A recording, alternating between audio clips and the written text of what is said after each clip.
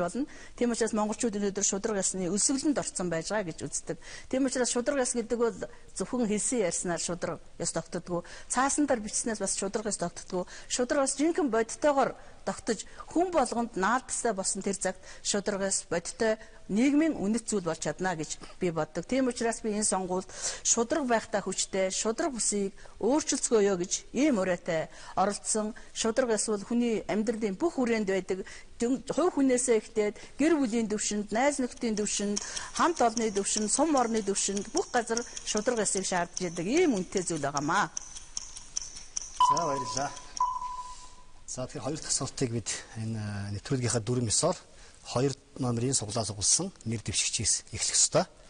За тэгээд асуултаа танилцуулъя. Гадаадад Монгол улсаа хэрхэн төлөөлж ажиллах вэ гэдэг. За энэ асуултыг бид Монгол Ардын намаас нэр дэвшигч Бат Эрдэнэс эхэлж хариулнаа.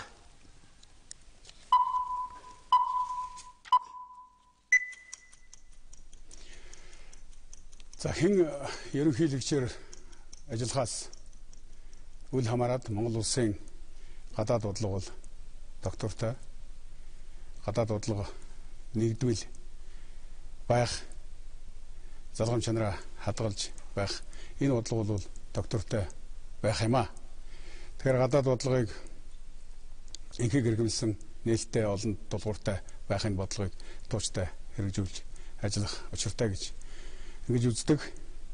Ялангуяа манай гадаад бодлогын хүрээнд бол хоёр хөршийн асуудал, найрсаг харилцаа, хоёр орныхоо ард түмэнтэй уламжилт олон жилийн ийм мөнхийн хөрш найрсаг харилцаатай явж ирсэн. Энэ харилцаан дээр их онцгой анхаарах ёстой гэж ингэж боддог.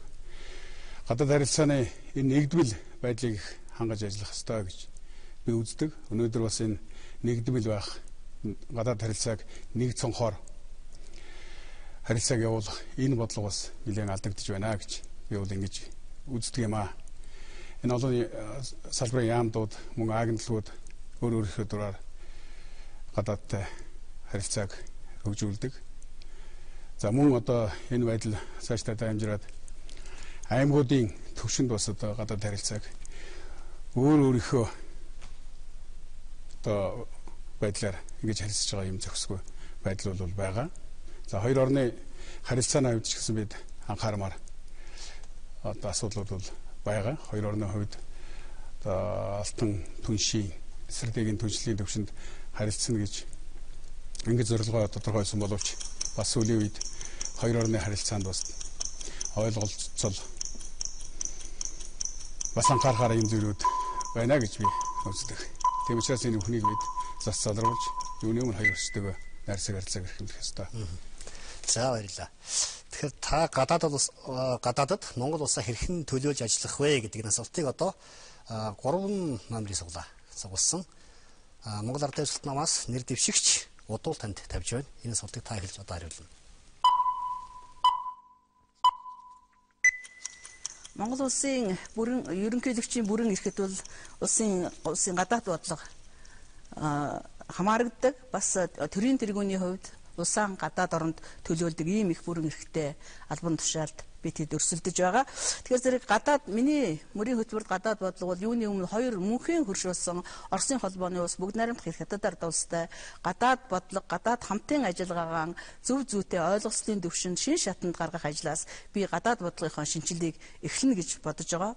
Энэ хоёр хөршгүүгээр манай орны гадаад бодлого цаашаа амжилт олно гэхэд би бас эргэлздэг. Хоёрдугаарт бол бидний 3 дахь хөрш гэж нэрлэдэг хамтын ажиллагаатай энэ хөршүүдтэйгээ тогтоосон энэ гадаад хамтын ажиллагаанаад олсон ололтоо улам баттгаж өргөжүүлэн хөгжүүлнэ гэдэг энэ асуудал бас манайд орсон байгаа.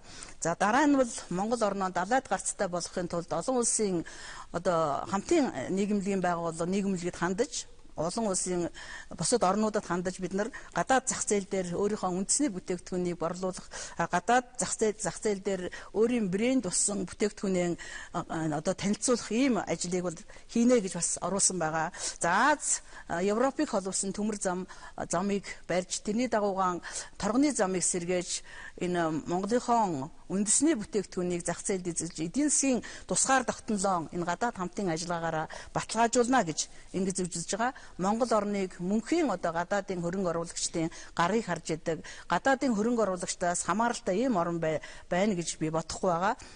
За хэрэг одоо Монгол орноо бид нар гадаад бодлогын ирээдүг нь харах юм бол бас өөрөө монголчууд бид нар гадаадад хөрөнгө оруулдаг ийм хөрөнгө оруулагч орн болгоно гэж ийм том зорилтыг тавьж байгаа. За баярлалаа. За тий одоо 3 номерын та гадаадд Монгол улсаа хэрхэн хүлээж ажиллах вэ гэдэг асуултыг ардчилсан намаас Монгол улсын ерөнхийлөгч нэр дэвшигч Элбэдүр санд тавьж байна.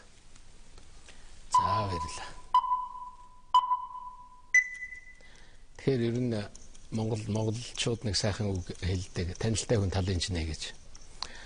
Өнгөрсөн жилүүдэд гадаад бодлогодоо Монголын ард түмний олсон ололт амжилт бол үнэлж басшгүй тийм ололт амжилтыг олсон.